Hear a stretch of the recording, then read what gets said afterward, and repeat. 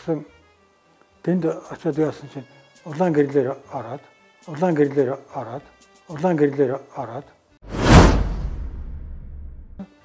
надад одоо энэ настай хүнийг яг хөөхт ирүүлвэ гайгүй.